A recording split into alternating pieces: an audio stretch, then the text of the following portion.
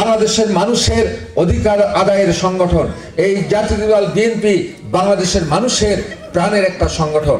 আপনারা জানেন এই দল বাংলাদেশে বিভিন্ন সময়ে বিভিন্নভাবে আপনাদেরকে সাথে নিয়ে, বাংলাদেশের মানুষকে সাথে নিয়ে, বিশেষ করে মিঠাপুকুরের মানুষকে সাথে নিয়ে আমরা দলকে সংগঠিত করেছি।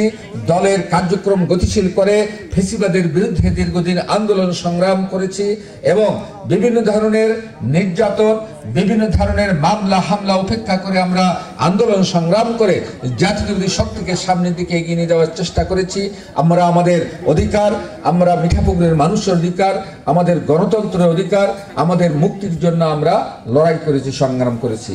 তারই ধারাবাহিকতা আজকের এখানে কর্মী সভা।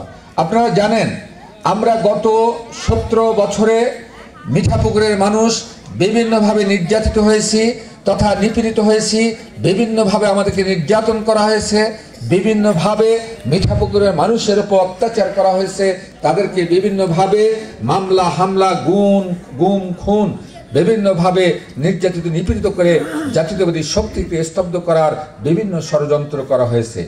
শুধু মিঠাপুকুরে নয়, সারা বাংলাদেশের জাতীয়তাবাদের কর্মীদেরকে ধ্বংস করার জন্য গত 17 বছরে বিভিন্ন ধরনের ষড়যন্ত্র করা হয়েছে।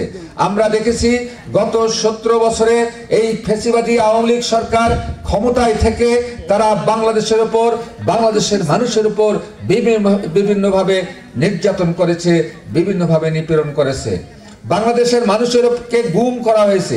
গত 17 বছরে বাংলাদেশের হাজার হাজার জাতীয়তাবাদী কর্মীকে, বিএনপির নেতা কর্মীকে গুম করা হয়েছে, খুন করা হয়েছে।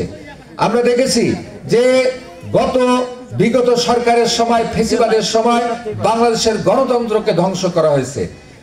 কিভাবে? বাংলাদেশের মানুষ গত 17 বছরে তাদের ভোট প্রয়োগ করতে পারে নাই, তারা ভোট সেন্টারে গিয়ে তারা ভোট দিতে পারে নাই, তারা ভোট কেন্দ্রে যাওয়ার আগেই তাদের ভোট দেওয়া হয়েছে। তারা বাংলাদেশের মানুষের ভোটের অধিকারকে বিশ্বাস করে নাই। বাংলাদেশের মানুষ যে অধিকার নিয়ে, যে ত্যাগ স্বীকার করে গণতন্ত্রের জন্য বিভিন্নভাবে লড়াই করেছে, সেই গণতন্ত্রকে ফ্যাসিবাদী সরকার কখনো গুরুত্ব দেয় নাই বা জনগণের কথাকে কখনো কর্ণপাত করে নাই। তাই তারা বিভিন্ন সময়ে বিনা ভোটে তারা নির্বাচিত হয়েছে, বিনা ভোটে তারা ক্ষমতায় থেকেছে, বাংলাদেশের মানুষের উপর নির্যাতন করেছে, বাংলাদেশের উপর মানুষের উপর নিপীড়ন চালিয়েছে। আমরা দেখতে পাই গত 17 বছরে বাংলাদেশে ভোট ব্যবস্থা বলতে কোনো ব্যবস্থা ছিল না। মানুষজন, আমরা সাধারণ